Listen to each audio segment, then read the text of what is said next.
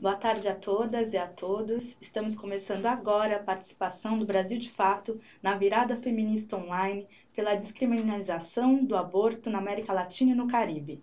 Hoje, dia 28 de setembro, é a data escolhida para pautar essa luta. A gente recebe aqui Regina Jurkevich, coordenadora de Católicas pelo Direito a Decidir e doutora em Ciência da Religião pela PUC São Paulo. A Regina vai falar um pouco para a gente sobre por que precisamos falar sobre o aborto legal e seguro. Se você utilizar a hashtag Precisamos Falar sobre Aborto, você consegue acompanhar toda a programação da Virada Feminista. Regina, tudo bem? Tudo bem. Muito obrigada por você aceitar ter essa conversa conosco hoje. Eu que agradeço a oportunidade da conversa. Maravilha.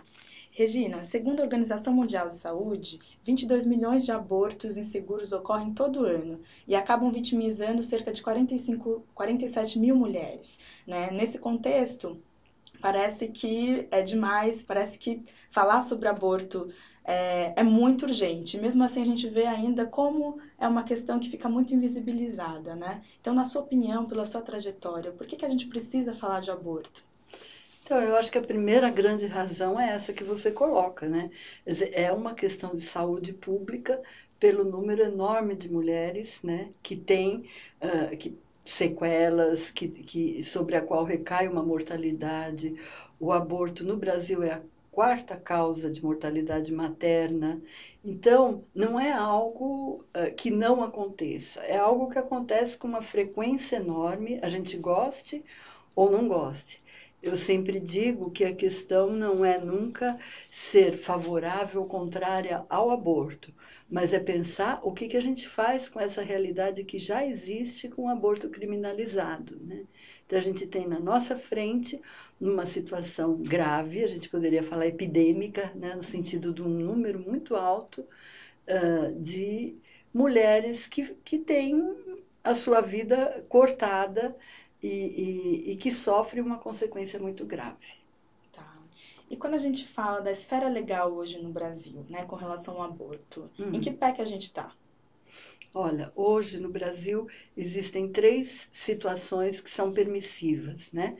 Em que o aborto não é punido formalmente. Então, é a questão do risco de vida da gestante, da violência contra a mulher, quando é fruto de estupro, né? Até o 5º mês, e também em casos de anencefalia, ou seja, que já se sabe que a mulher está esperando um feto que não tem cérebro e que não tem possibilidade de viver de vida extrauterina, né?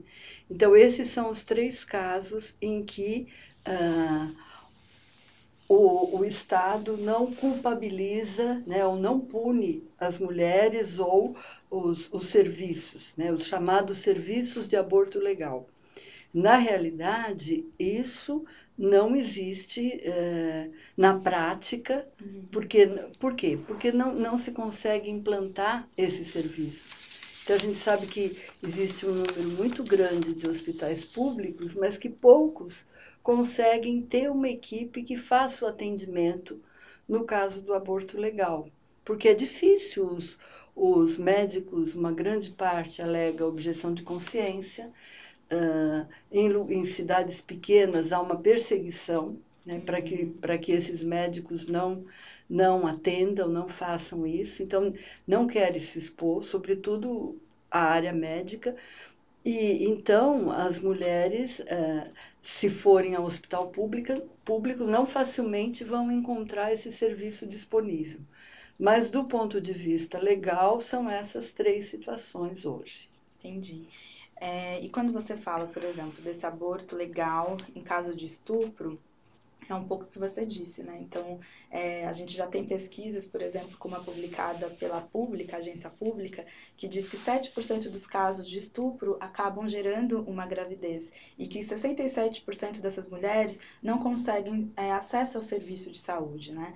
Então, mesmo quando o aborto é legal, ele não consegue, não é um direito ainda garantido pelas mulheres, né? Para as mulheres. Então, porque hoje em dia há uma garantia, deveria haver, né, de que as mulheres que forem violentadas, independente de fazer a denúncia, né, possam ser atendidas no caso estupro, né? Possam realizar o aborto. Mas isso não acontece dessa maneira, né? Então ainda tem hospitais que pedem boletim de ocorrência, coisa que não é mais necessária. Existe uma desconfiança muito grande da capacidade moral das mulheres. Então, os médicos ou funcionários que atendem alegam que as mulheres podem estar mentindo, né? Que isso de fato não aconteceu. Então, não se pensa as mulheres como pessoas adultas capazes, né, de cuidar da própria vida.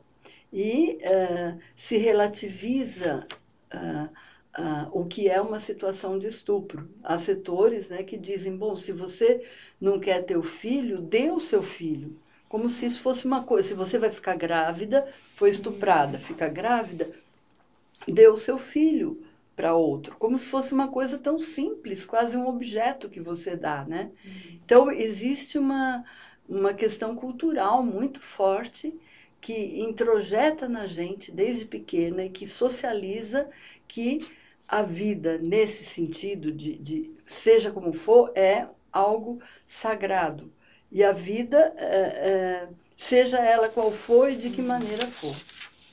E nessa discussão sobre a vida, né, como algo, a preservação da vida, a vida como algo sagrado, muitas vezes a gente vê que a própria Constituição traz isso de uma maneira relativizada, quando fala de pena de morte, isso e aquilo. Então, isso acaba sendo um mote para as pessoas alegarem que as mulheres não têm direito para decidir sobre o próprio corpo, né?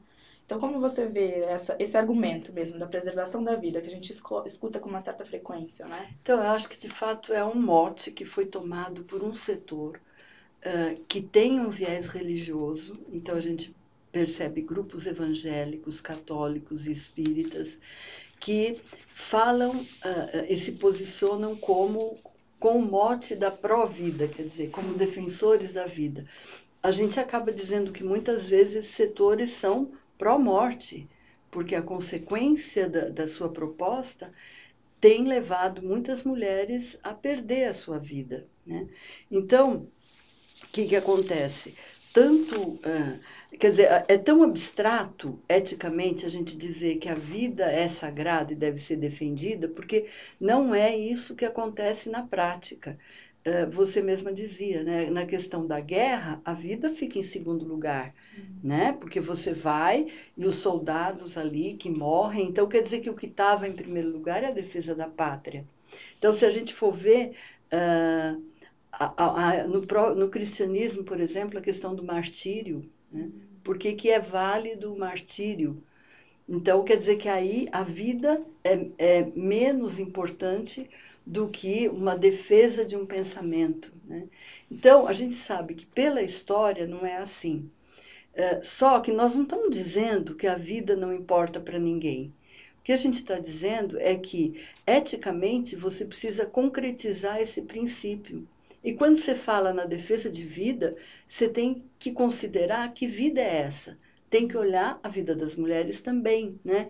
Tem que ver que até no ordenamento jurídico não é a mesma coisa, não tem a mesma gravidade, digamos, e a mesma punição uma mulher que comete um aborto e uma mulher que comete um homicídio, que mata alguém, uma mulher ou um homem. Quer dizer, o nível de gravidade e a punição é diferenciada. Então, eu acho que a gente precisa enxergar essas coisas e, mais que tudo, perceber que criminalizar o aborto não está resolvendo, né? Quer dizer, não é o fato de ser crime que faz com que existam menos situações de aborto. Ao contrário, quer dizer, o fato de ser crime faz com que as mulheres tenham que recorrer a qualquer alternativa, que não é legal. As mulheres que têm dinheiro vão para uma clínica clandestina que tem mais condições, e aquelas que não têm vão procurar parteiras ou outros métodos caseiros para abortar, né? Então, de que vida é essa que a gente está falando? Quer dizer, não tem sentido falar em defesa da vida frente ao que a gente está assistindo, né? Pessoas morrerem e tendo sérias consequências por conta do aborto. E o número de aborto aumentando cada vez mais. Uhum. E essa diferença, né, essa seletividade, mostra muito um perfil, né, de para quem o aborto é permitido e pode ser seguro e para quem não é. E aí, nesse sentido, a gente vê como as mulheres periféricas e negras acabam sofrendo ainda mais que as outras mulheres, né? E eu queria que você falasse um pouquinho sobre esse perfil, porque tem muitos tabus sobre o perfil da mulher que aborta. E a gente já tem pesquisas também que dizem que é bem diferente do que a gente imagina, né? Ou seja, adolescentes que fazem um aborto a cada ano, que é bem diferente, né? Que normalmente são mulheres que são casadas, né? Que têm cerca de 30 anos, né? Então, me fala um pouquinho sobre esse perfil e como a gente vai mesmo tendo que usar isso como um argumento, né? Em prol da legalização. Então, uma primeira coisa que o movimento feminista tem falado é a gente quer o aborto legal, seguro e raro. O que quer dizer, né? As mulheres não estão desesperadas para fazer aborto à torta direita. E como você disse, a maioria não são adolescentes. Não é uma coisa impensada. Então, são mulheres que já têm filhos, né? Que são casadas e que não veem condições de assumir uma outra gravidez. Então, essa é a mulher que aborta no Brasil.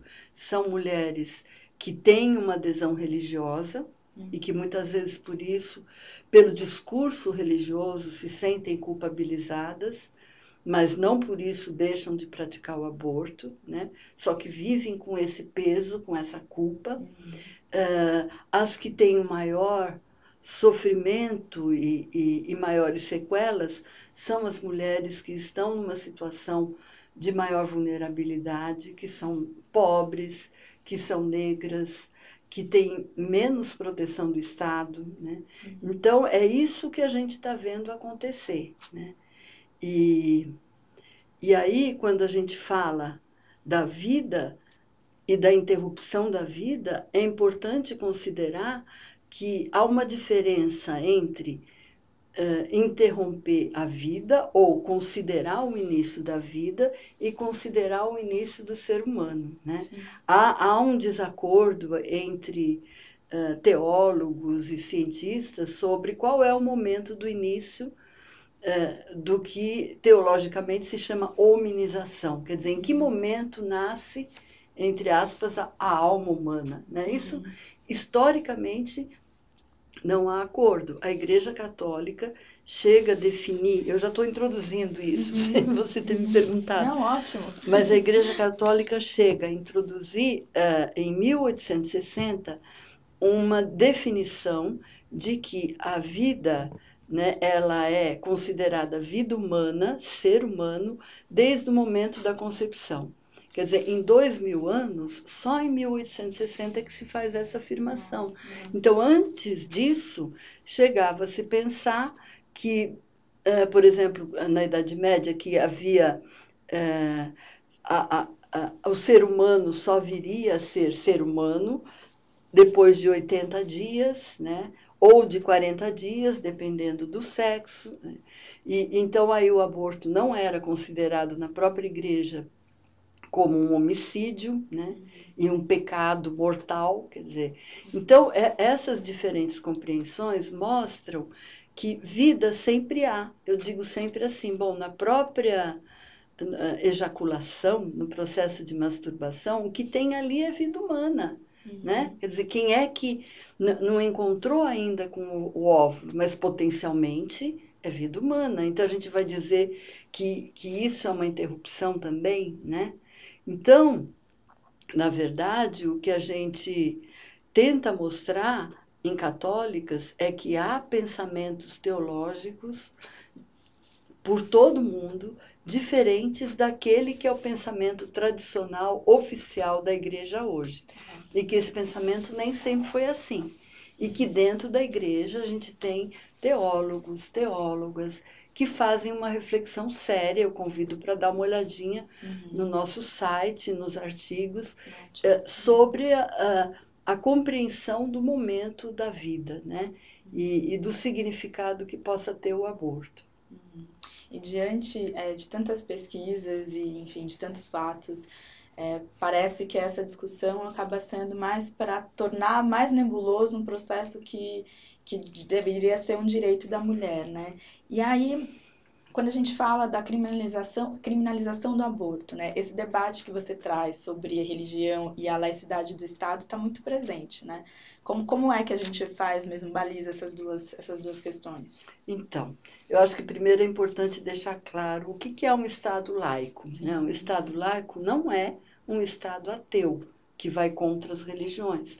O Estado laico é aquele que deve dar a mesma importância no tratamento das diferentes religiões, tratar com igualdade as diferentes religiões. E também garantir o lugar de pensamento das pessoas que não têm nenhuma religião, dos ateus, dos agnósticos. Então, isso é a questão da laicidade do Estado. A gente sabe que Estado e Igreja foram separados já há mais de 100 anos.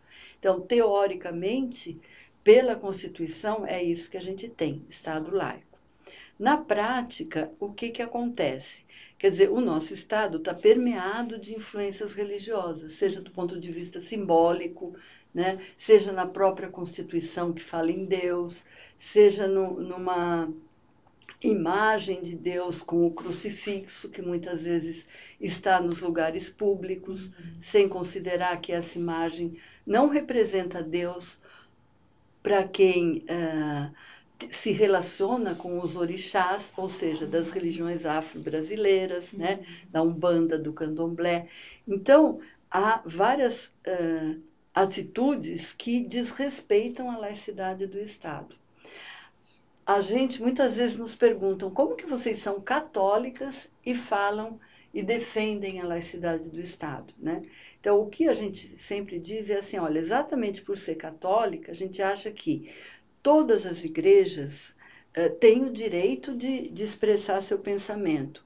Só que a decisão, né, na hora de fazer leis, na hora de legislar, tem que ter em conta todas as pessoas, todos os cidadãos e cidadãs, independente da sua religião. Então, a gente não pode ter uma lei, nesse caso, em relação à interrupção da gestação, pensada por princípios religiosos.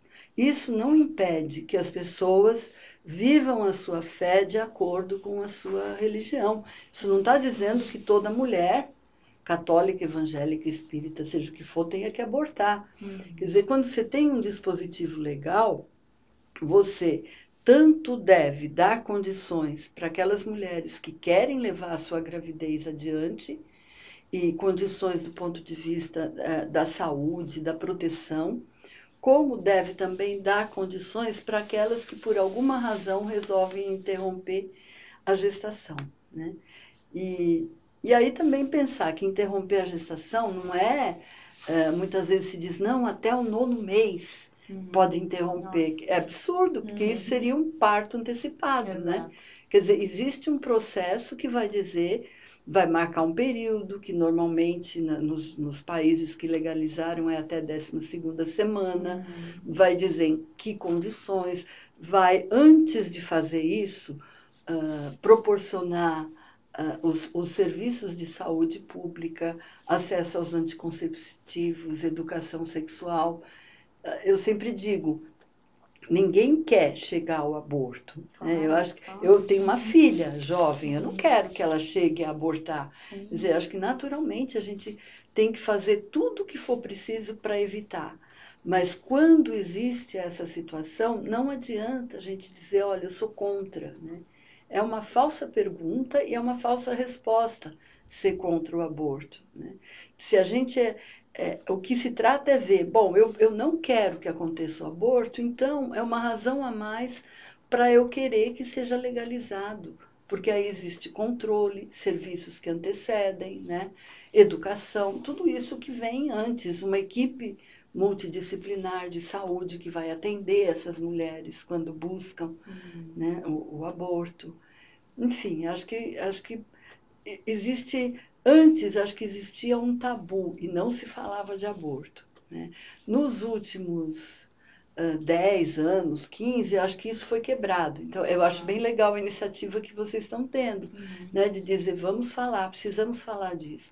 Então, a gente hoje já vê que esse discurso não é só do feminismo, Sim. é dos setores profissionais, é dos médicos, psicólogos, assistente social. Na escola se conversa. E isso é uma coisa fundamental. Então, isso a gente já conseguiu, essa visibilidade.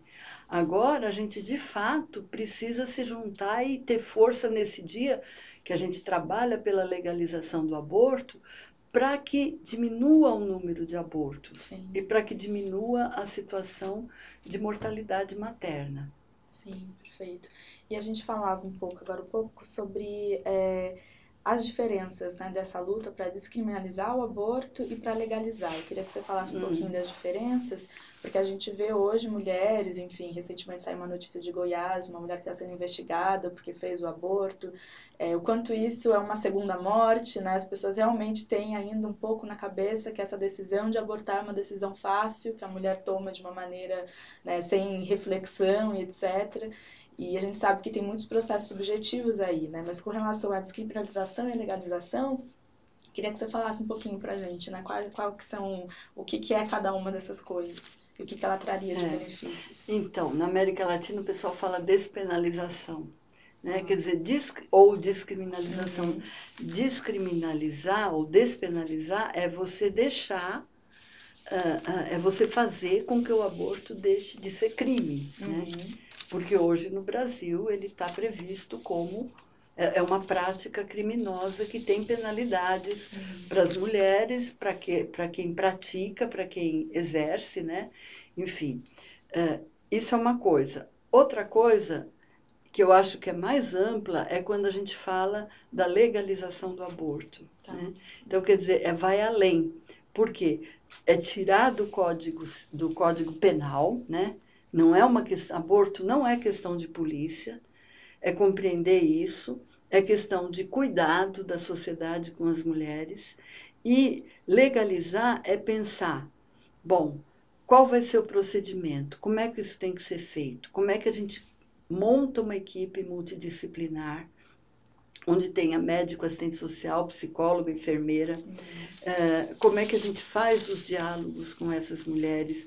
Em que situações, até quanto tempo é possível fazer o aborto? Né? Isso não é difícil, porque há vários países que legalizaram, e a gente vê, o Uruguai é um deles, que está pertinho de nós, que legalizou há menos tempo, e que teve uma queda bárbara no número de abortos e zerou o número de mortalidade. Né? Então, quer dizer, eu acho que quando a gente não faz isso, né, o Estado, na medida em que não faz isso, ele está comprometido com um discurso que é calcado na religião, que é abstrato, né, e que não está atento à vida das mulheres. E você trouxe um pouco o exemplo do Uruguai e me lembrou desses dispositivos internacionais que já apontam o aborto seguro como uma garantia dos direitos humanos das mulheres, né? Então a gente tem como exemplo a CEDAW, né, que é a Convenção para a Eliminação de Todas as Formas de Discriminação contra a Mulher, a Convenção de Belém do Pará, o Protocolo de Maputo de 2005. Todos esses dispositivos internacionais, como a gente pode realmente se apoderar para que isso faça algum sentido internamente no nosso país, né? Como você vê essa relação? Então, na verdade, a gente vê isso, a maioria desses eventos, digamos, são dos anos 90, né? Que a ONU foi realizando convenções e conferências e que trazem uma plataforma em que o Brasil é um dos países signatários. Então, acho que isso nos dá força moral para dizer, olha, o Brasil se comprometeu com isso, se comprometeu a rever essa legislação. Se a gente for ver agora, né, a gente está num tempo epidêmico da questão do Zika vírus, né, que de novo traz em pauta que as mulheres, há mulheres, né, que foram picadas pelo mosquito, a mosquita, e que vão manifestando problemas, síndromes congênitos quando nascem os seus filhos, né? E aí um deles, com mais evidência, é a microcefalia. Então, já começa a se fazer uma relação, quer dizer, hoje já está feita e comprovada que há uma relação entre o Zika vírus e a microcefalia, e que houve um aumento de casos, né? Então, a gente já tem um número determinado de casos que já são comprovados como frutos de casos de microcefalia, que são frutos do Zika. E aí, o que acontece? Há um sofrimento muito grande das mulheres, né, e sobretudo aquelas que estão lá em alguns estados do Nordeste, nas regiões mais precárias, e que precisam, que não têm possibilidade de se proteger, né, do ponto de vista sanitário, quer dizer, não há saneamento básico suficiente. E aí isso tem gerado consequências e um sofrimento muito grande para as mulheres, porque o sofrimento da dúvida, né? Exato. E aí, quer dizer, aí é que entra a discussão sobre o aborto, né? Até que ponto esse sofrimento não está afetando a integridade das mulheres? E o que a gente faz com isso? Exato. E aí eu queria voltar um pouquinho sobre a questão da religião, né? Acho que a gente está vivendo aí um momento onde as religiões estão, parece, enfim, elas sempre foram organizadas, mas parece que elas estão mais fortalecidas no sentido de poder político, né? E parece que o grande vilão contra a descriminalização do aborto é um pouco esse fundamentalismo religioso. Eu queria que você falasse um pouquinho sobre isso para a gente terminar a conversa. Tá, então essa palavra hoje ganhou força, né? Fundamentalismo. Quando inicialmente, quando se falava em fundamentalismo, o que era? Era uma leitura literal de um texto bíblico. E isso surge no protestantismo. Hoje em dia, quando a gente fala de fundamentalismo, a gente pode falar de religião, de política, de sociedade, quer dizer, o fundamentalismo se manifesta de todas as maneiras. E o que é o fundamentalismo? Nada mais do que a afirmação de um pensamento único, né? Ele surge como uma reação ao crescimento e à organização do movimento LGBT, do movimento de mulheres, né, que vai se afirmando e lutando por seus direitos. Então, você tem setores, né, que é a bancada evangélica, a bancada católica, né, que faz uma defesa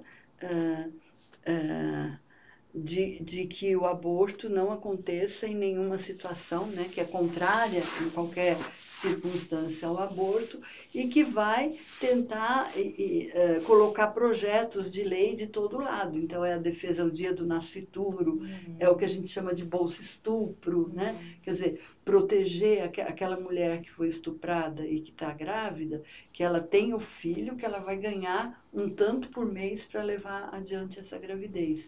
Então, são situações que tentam forçar as mulheres a não praticarem o aborto. E isso está aí, quer dizer, está aí com muita força, isso nos tem dado muito trabalho, quer dizer, a gente acredita como católicas que a discussão não devia ser essa no Congresso. A discussão devia ser pautada em questões de saúde pública, em questão de lei, mas a gente meio que se vê obrigada a dizer, olha, se a questão é religiosa, existem argumentos religiosos que também vão mostrar que é possível, né, pensar a legalização do aborto e desculpabilizar as mulheres e continuar tendo uma perspectiva de fé, uma perspectiva que se une também ao feminismo, que isso não é incompatível, né?